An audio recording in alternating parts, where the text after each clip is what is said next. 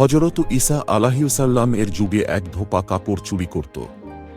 অতঃপর একদিন নবী হযরত ঈসা আলাইহিসসালাম এক গ্রামে গেলেন। গ্রামের লোকেরা ওনার কাছে অভিযোগ করল, হে আল্লাহর নবী, এ গ্রামে এমন এক ধোপা আছে যে কাপড় চুরি করে ও বদলে ফেলে। তার আচরণে আমরা সবাই অতিষ্ঠ, সে আমাদের খুব কষ্ট দিচ্ছে। এখন সে কাপড় ধৌত করতে গেছে।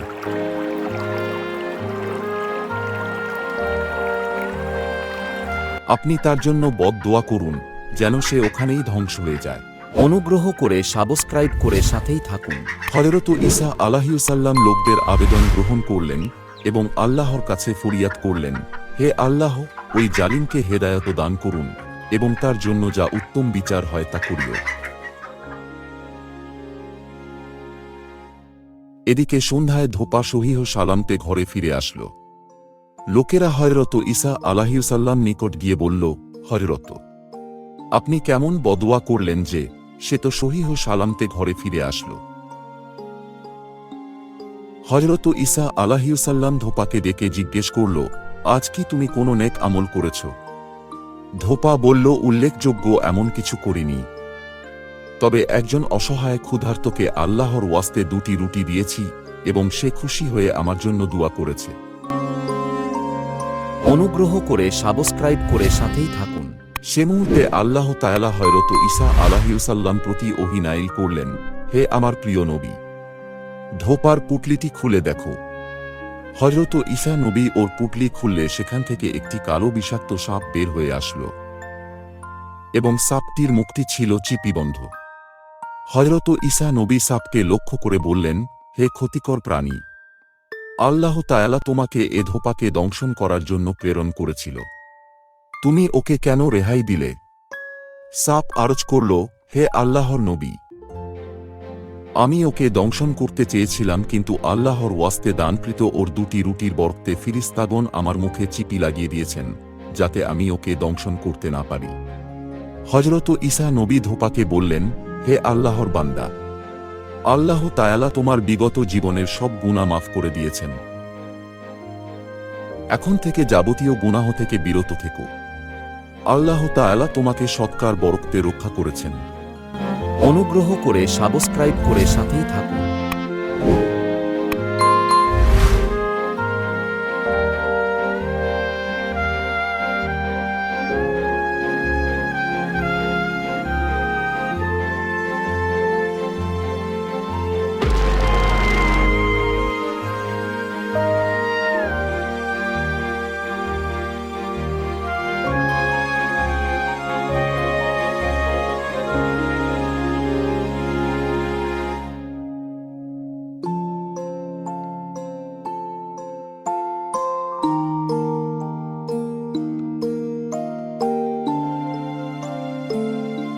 সুলতান মুরাদ এক রাত বিছানায় শুয়ে দমবন্ধ হয়ে আসছে।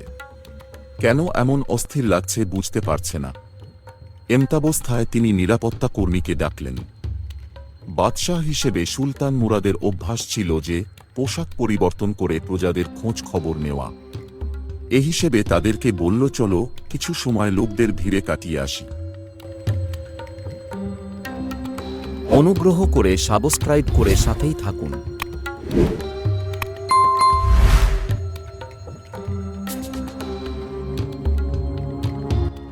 যেতে যেতে শহরের এক কোণায় পৌঁছে গেল।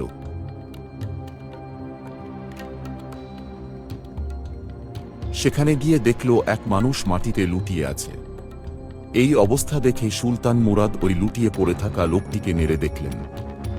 দেখতেছে লোকটি মৃত, আর লোকটির পাশ অতিক্রম করে অনেক লোক আসছে যাচ্ছে, কিন্তু কেউ লোকটিকে স্পর্শ করে দেখছে না। সুলতান মুরাদ মানুষদেরকে ডেকে বলল, ভাই এদিকে এসো। মানুষ একত্রিত হল, কিন্তু তারা সুলতানকে চিনতে পারল না। সুলতান জিজ্ঞেস করল, কিরে ভাই, আপনারা লোকটি এভাবে মৃত পড়ে আছে দেখতেছেন, তারপরও কেউ লোকটিকে উঠাচ্ছেন না কেন? চলুন তাকে উঠিয়ে তার ঘরে পৌঁছে দিই। তখন লোকেরা বলে, এই লোক বড় গুনাহগার মানুষ। তখন সুলতান মুরাদ বললেন, ভাই, গুনাহগার হলেও সে কি আল্লাহর বান্দা নয়? সে কি আমার নবীর উম্মত নয়? চলো তাকে উঠিয়ে তার ঘরে দিয়ে আসি। মানুষ সুলতানের কথায় প্রভাবিত হল আর লাশটি ওয়ারিসের কাছে পৌঁছে দিল।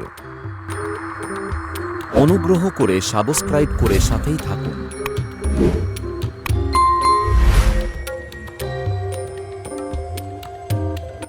যখন ঘরে গেল লাশটি নিয়ে, তার স্ত্রী এই লাশ দেখে অজরে কাঁদতে লাগল।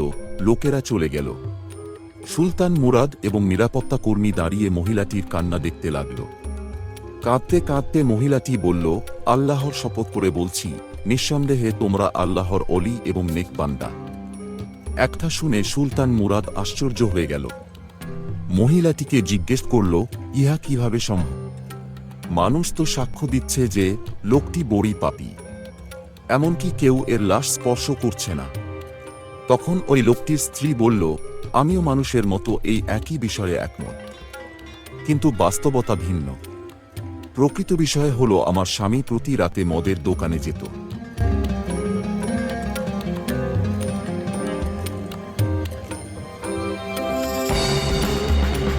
পকেটে যত টাকা থাকত তা দিয়ে মদ কিনে আনত, ঘরে এনে মদগুলো ঢেলে দিত, আর বলতো, দেখ কিছু মুসলমানের গোনাহের বোঝা তো কমাতে পেরেছি।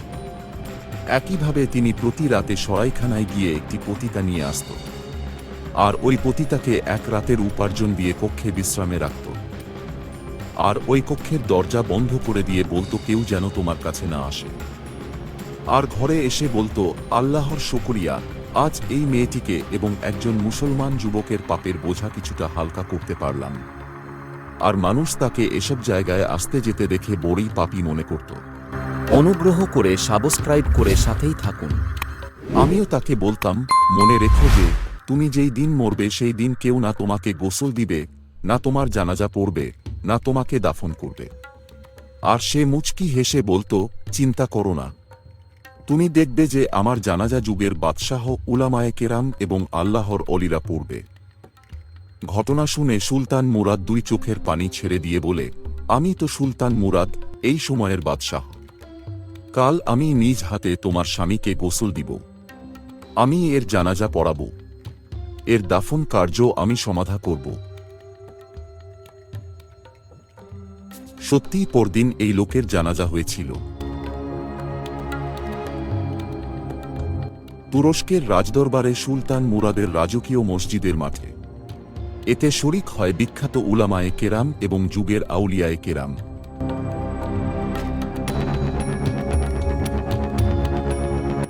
সাথে ছিলেন অসংখ্য সাধারণ জনতা।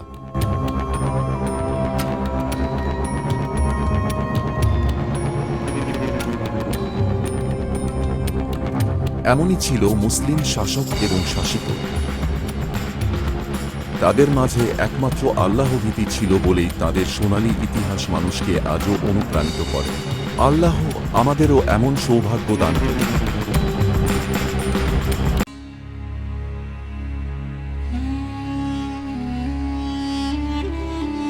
এক গ্রামে একটি দরিদ্র ছেলে রাতের বেলা কোরআন পড়ছিল।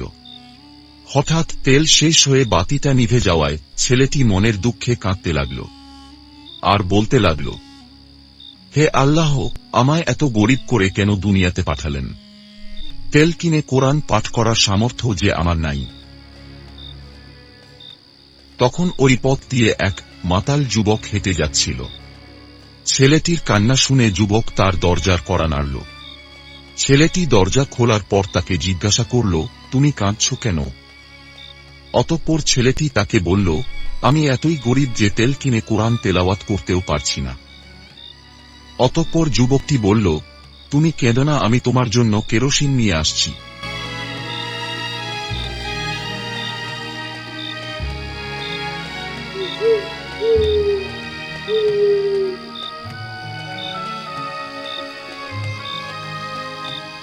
কিছুক্ষণ পরে যুবকটি কেরোসিন কিনে এনে বলল, আমি জীবনে আর মদ খাব না।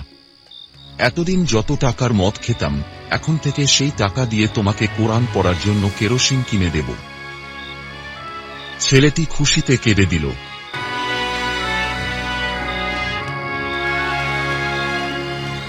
আর জায়নামাজে বসে আল্লাহর কাছে যুবকটির জন্য দুই হাত তুলে দোয়া করল।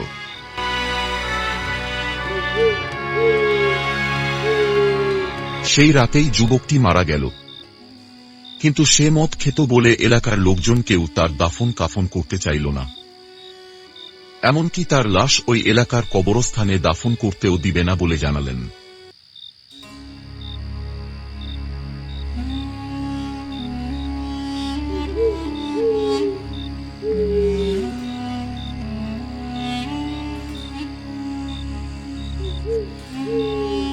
অতঃপর যুবকটির লাশ জঙ্গলে ফেলে রেখে আসা হল। কিন্তু আল্লাহর কি কুদরতি মহিমা, 3 দিন 3 রাত অতিবাহিত হবার পরেও লাশটি সম্পূর্ণ অক্ষত অবস্থায় ছিল। বনের কোনো হিংস্র জন্তু জানোয়ার ছিঁড়ে খাবে তো দূরের কথা, একটা পোকা মাকড়ও তার মৃতদেহ স্পর্শ করেনি। এমনিভাবে 4 দিন কেটে যাবার পর ওই এলাকার 3 জন আল্লাহওয়ালা লোক স্বপ্নে দেখলেন যুবকটির লাশ দাফন করতে হবে। পরের দিন তারা 3 জন মিলিত হয়ে লাশটিকে জঙ্গল থেকে তুলে আনে। তারপর গোসল করিয়ে কাফন পরিয়ে জানাজার আয়োজন করলেন। কিন্তু এলাকাবাসী বলল, একটা মদখোরের জানাজা আমরা করব না। তাই অল্প কিছু লোক নিয়েই জানাজা আদায় করার পর মৌলভী সাহেব জানতে চাইলেন, এমন কেউ কি নাই যে এই মৃত ব্যক্তির একটি ভালো কাজের কথা বলতে পারে। তখন একজন লোক হাত তুলল, যার কাছ থেকে যুবকটি ওই গরিব ছেলেটির জন্য কেরোসিন কিনেছিল। দোকানদার লোকটি বলল, আমি তাকে বলতে শুনেছি, জীবনে অনেক পাপ করেছি, দেখি এই পুণ্যের কাজের বিনিময়ে আল্লাহ আমাকে মাফ করেন কিনা। তখন জানাজার একেবারে পিছন থেকে একটা ছেলের কান্নার আওয়াজ পাওয়া গেল। এই ছেলেটিই হল সেই কোরআন পাঠ করা ছেলেটি। অতঃপর সে উপস্থিত সবাইকে উদ্দেশ্য করে বলল, আজ রাতে আমিও একটি স্বপ্ন দেখেছি। যিনি আমাকে কোরআন পাঠ করার জন্য 1 টিন কেরোসিন কিনে দিয়েছিলেন তিনি জান্নাতে প্রবেশ করছেন।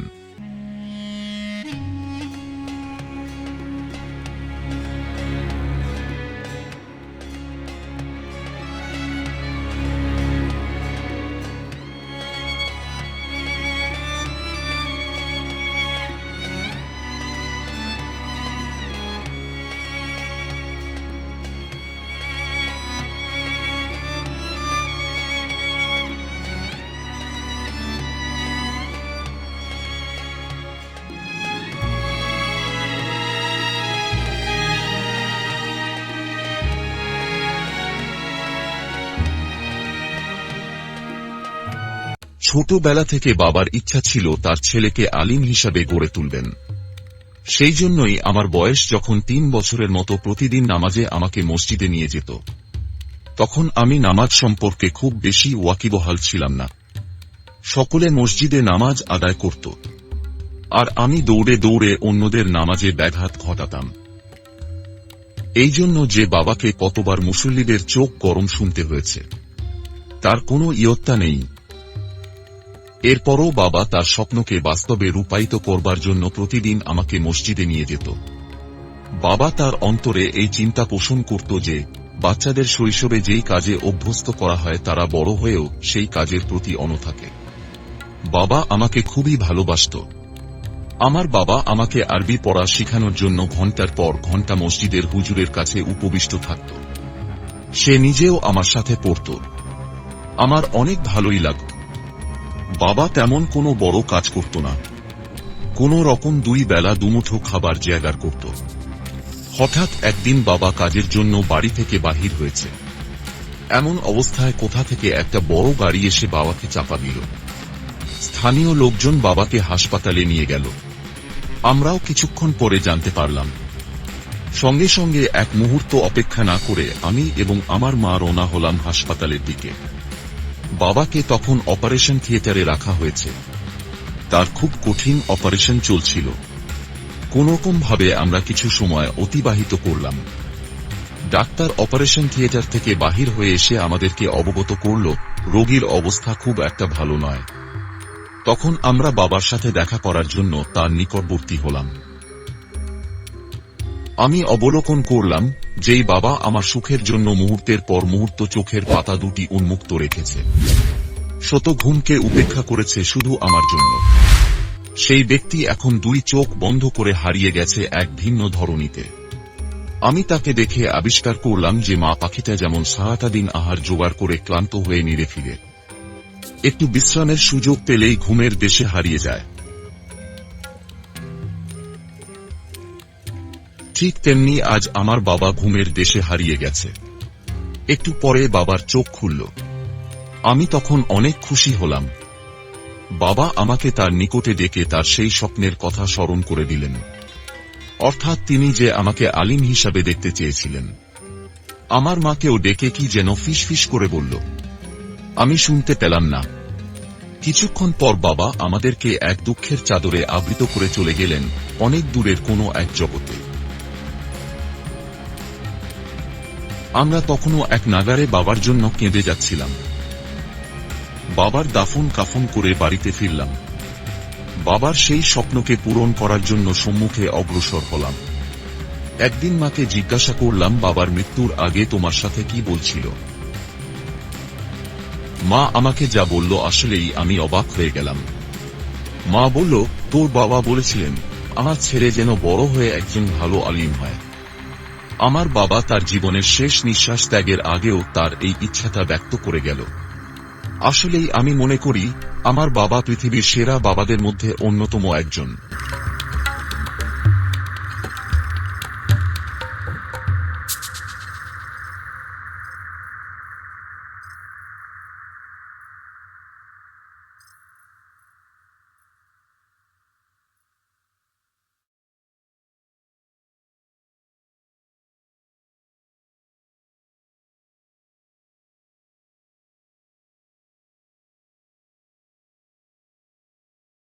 এক স্বামী তার জিনে ধরা স্ত্রীকে নিয়ে হুজুরের কাছে এলো।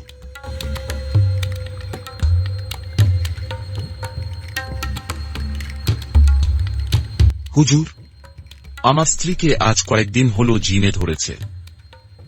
হুজুর জিজ্ঞাসা করলেন, নতুন বিয়ে করেছেন বোধ হয়? জি হুজুর, আমার বউটা খুবই ভালো ছিল, পাক্কা নামাজি, কড়া পর্দানসীন, নিয়মিত তাসবিহ তেলাওয়াতে মশগুল থাকত। তার ওপর কেন জিনের নজর পড়ল বুঝতে পারছি না। লোকটি বলল, হুজুর সাহেব দোয়া দরুদ পড়ে জিন চালা দিলেন। বুকে একটা কুণ্ডুলির মধ্যে বসিয়ে প্রশ্ন করা শুরু করলেন, তোর নাম কি? কোকো। জিন উত্তর দিল, তুই এ মহিলাকে ছেড়ে যাবি নাকি আমি ব্যবস্থা করব? কোনো ব্যবস্থা করতে হবে না হুজুর, আপনি বললে এমনিই ছেড়ে যাব। তবে একটা শর্ত আছে। না, কোনো শর্ত মানা যাবে না। শর্তটা শুনেই দেখুন না। আচ্ছা বল। আমি মহিলাকে ছেড়ে যাব, তবে তার স্বামীর ওপর সওয়ার হব। স্বামী ভয়ে লাফিয়ে উঠল, না না হুজুর, আমাকে বাঁচান, আমাকে বাঁচান। শুন জিন, তুই স্বামীর ওপরও আসর করতে পারবি না। না হুজুর, এটা মানা আমার পক্ষে সম্ভব নয়। আচ্ছা, তুই স্ত্রীকে ছেড়ে স্বামীকে কেন ধরবি? সে নামাজ পড়ে না। স্বামী চিৎকার দিয়ে বলল, হুজুর, আমি আল্লাহর কিরা কেটে বলছি, এখন থেকে নিয়মিত নামাজ পড়ব, নামাজ কাজা করব না। হুজুর বলল, কি শুনলি তো, এখন চলে যা। তা যাচ্ছি, তবে হুজুর আমি একেবারে চলে যাব না। তো কি করবি? ওদের উঠোনের আম গাছটাতে বাসা বেঁধে থাকব। যেই সে নামাজ ছেড়ে দিবে অমনি তার ওপর আসর করব।